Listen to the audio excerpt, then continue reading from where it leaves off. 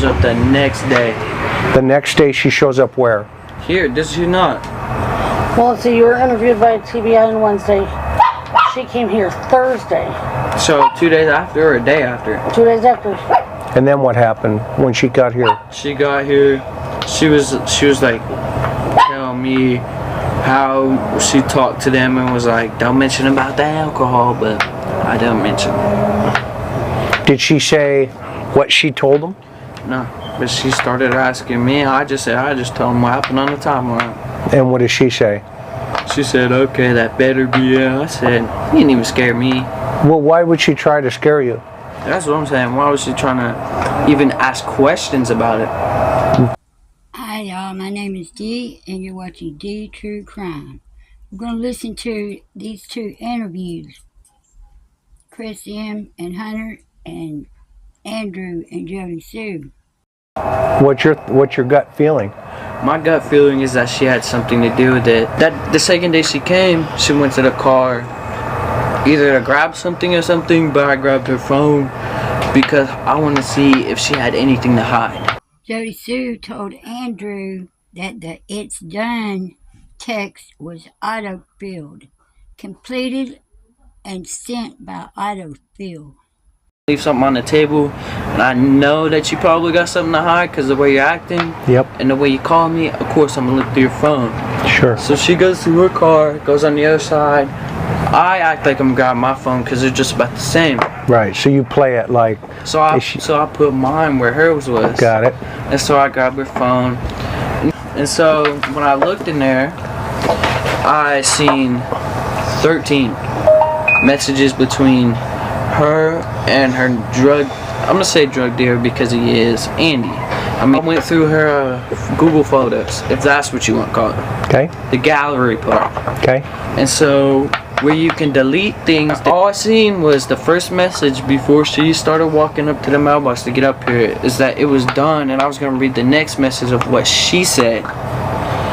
And she just started running up here, and I literally just slid my phone in my pocket and just put hers there. It's like, she asked me if I went through her phone. I said no. Why?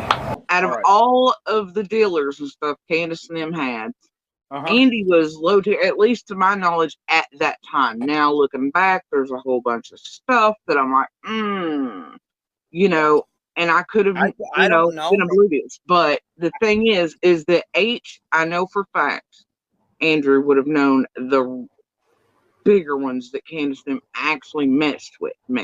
You get what I'm saying? And so I wondered if CM, because there was enough publicly out by that point, Candace and Dawn were giving everybody's business away behind the scenes, Monsters, there's enough pulled from the community by that point. Yeah. Jodisue trying to fish her way out of that being on Andy's phone. It's done text message to Candace. What you're about to hear Jodisue Brown say is all lies. It's made up, and I'll tell you why it's all made up. Because Andy's not the one that made the text to Candace. It's done. Jodisue had that phone, and she made that to Candace. It's done. That's why she had that phone, not Andy. They're trying to frame Andy up. Her and Candace are trying to frame Andy up, in my opinion. The real truth is Jodisue had that very phone that text was made from since the DC trip they made a few years ago. Interview. So it's like, did CM tell him to say that name? Did Allie tell him to say that name? 2 visits to H by that point, and then he sort of shakingly goes, yeah, when he was doing the bravado thing, he was like, yeah, I told her I ain't afraid of you. Hunter was a little bit more street smart than they gave him credit for. So I wondered if she intimidated him and made him say that, because it seemed like H was aiming for Dobbs and Monster. I think that right there is the stupidest shit I ever heard her say. How would H know about Dobbs? With the story about some touchy-feely guy camping out, which I know Sandy lied to even others around them and their teams about and misled for months. It was a lie. Dobbs never camped there.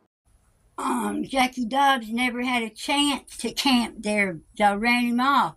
His own property. Y'all ran him off, but y'all don't even own property there. Y'all, I have many years on me, and I've been a lot of places. But this woman right here, I pray every day that God lets me live long enough to see her be cross-examined. That's what I want to do before I die. Oh, I still got some few years on me, but like it's been 40 years, and it might take another 33 years to get this case done. And definitely not on their properties. But if that is true from the day before and that call, that's weird. That would mean they're all targeting the same thing. It's very strange to me. Jodisue, we keep telling you we're not into group conspiracies like you are. You think the whole world is against you and they're conspiring together to do it.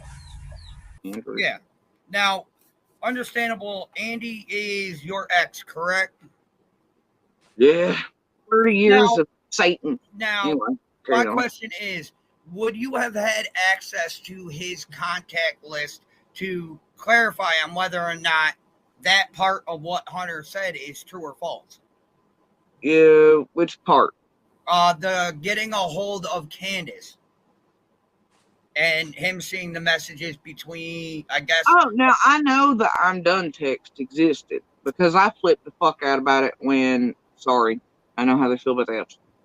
I flipped out about it when it was sent, and it was sent by accident, and it really was halfway like he had put it's whatever, right? And it started to write the thing out, the cursor's still going or whatever.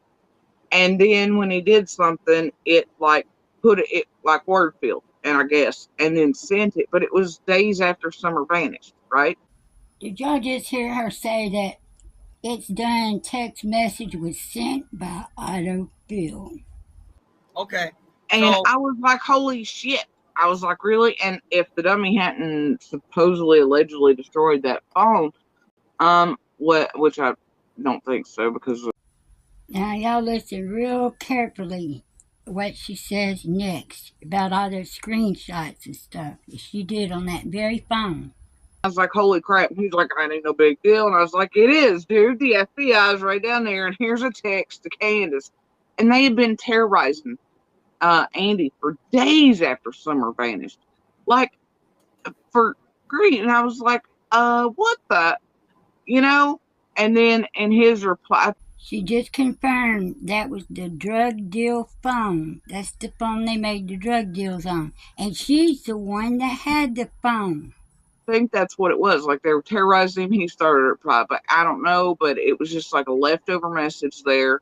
And then it auto-filled and sent. But I took screenshots of it, screenshots of the timestamp, all that stuff. She wants you to think it was a leftover rogue message. The data in it and everything, so that if feds ever need it, it will be there. Well, if they ever do come, she better give that phone up and all them other receipts she said she's got, allegedly. Because by Monday, they will be hearing about it, I guarantee you. The thing is, I don't like people fooling me. Don't insult my intelligence for nothing. And Jodisue and Candace tried to set Andy straight fuck up. Andy Bernard hadn't done shit, y'all. He didn't make that it's done message. Jodisue did on his phone. She had that phone, not Andy. In fact, in my opinion, my educated guess is Andy Bernard is the most decent one of them all. He's the one that's been around trying to find out what's going on. Andy only knew the part of the story that he knew. He didn't know the whole story. Jodisue don't know nothing on Andy. He knows shit on her. You know why Andy felt bad that morning? He woke up and he heard that funeral going on up there. He had strong suspicions there was something going on in that neighborhood that he didn't like, and he didn't want no part of it. Ain't that right, Andy? And this lady Jodisue trying to put a square peg in a round hole, it ain't gonna fit. My question is, why did Jodisue put herself in that position to help Candace do that? Why? What reason did she have? There could only be a possible 3 reasons for that. Andy Bernard, you're welcome to email me. Email me.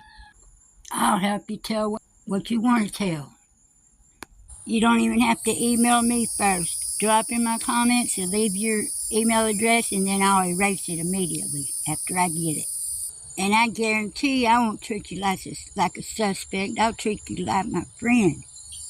We'll tell that story any way you want it told, but it's got to be the truth. And I'm pretty sure that I took pictures with my own phone of that exact message, but it wouldn't be weird that there'd be built-up messages in between. No. And I'm sick of it. I only did it for summer, but I guess I'll keep on doing it for summer for however long it takes. But I just want to let y'all know how sick of her I am. To me, this isn't fun. This isn't entertainment. This is fucking work. Is what would the meaning be behind said text that was discussed? It's done? Yeah, what would be the meaning behind that? I think the initial text was like before Summer vanished. He had started to say it's in the mailbox or it's whatever, right? Yeah. Because it was only it's and then part of a word and then like laying there and then it like autofilled the rest and sent with whatever the doofus was doing, right? Yeah. And which I think was starting to reply back to see because they were really terrorizing him after Summer vanished. We all kind of knew it. Like, you stupid. But yeah, that's all it was. I took it as a very. She put her own lipstick on Summer in that milk jug photo. That's Jodisue's same shade of lipstick. Innocent thing at first. I'd still like to hope it is, obviously. But in those days, he was in there, right? Remember we all kept thinking, why was she in that creek when she didn't even know Summer was missing yet? Because Candace called her on that drug dealer's phone and told her. And she walked up the creek and met Candace and got Summer from Candace out of the truck. That's why her scent stops at Jodisue's feet. Candace said her and Grandis planted flowers that day. Jodisue said she planted flowers that day. What they planted that day was a little girl. I know them were in there during that period that message is sent. You know what I mean? They would have, and I know they had eyes in and on everybody and all things. One day, this lady gonna be begging for ice water somewhere. All those days, 24 hours, other than going out pretending he's doing errands and being a good and taking down some of the stress, but he's actually going to bank stall pump and stuff. But you know, you gotta think car at that time had GPS, even his hidden cell phones had, you know, trackers. You know, there've been and the FBI because even really still, you know what I mean? I don't understand why I don't either. I mean, it could be just that he read it, right? Like, Yeah, Anyway, it I could was be the just last thing you wondering read from her phone. But here's the thing, Andrew. I think he read it, but I think Candace let him. They were all sitting down at the table, hanging out. I don't buy the story if he got to her phone. I just think that he said it was when they, right? Yeah, he said when they were out and about, but Yeah, wasn't that no. On Chris's interview, he says, and I mistook it for the longest time that he meant he walked to Candace's vehicle when she pulled up to, you know, be like, "What'd you tell the feds? I failed the polygraph," right? yeah. No, Jodisue's got it all wrong. Hunter said Candace came up on the porch and laid her phone on the table and then went out to her car. And he slid his in place of hers and stood right there and watched and seen what was on her phone. She left her phone laying on the table on their porch. You gotta shut your mouth sometimes to listen so you can hear what is said.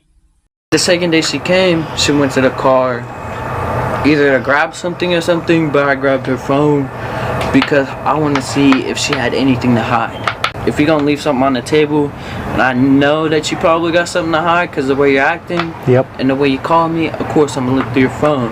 Sure. So she goes through her car, goes on the other side. I act like I'm grabbing my phone because they're just about the same. Right. So you play it like. So I put mine where hers was. Got it. And so I grabbed her phone. When I looked in there, I seen 13 messages between her and her I'm gonna say drug dealer because he is, Andy. I mean, Somerville's case can be prosecuted until 2058. The year 2058 is when the statute of limitations will end. Thanks for watching, and thanks for all my new subscribers, and thank you to my members. Please like, share, subscribe, and join my memberships, and we might have a live stream this weekend.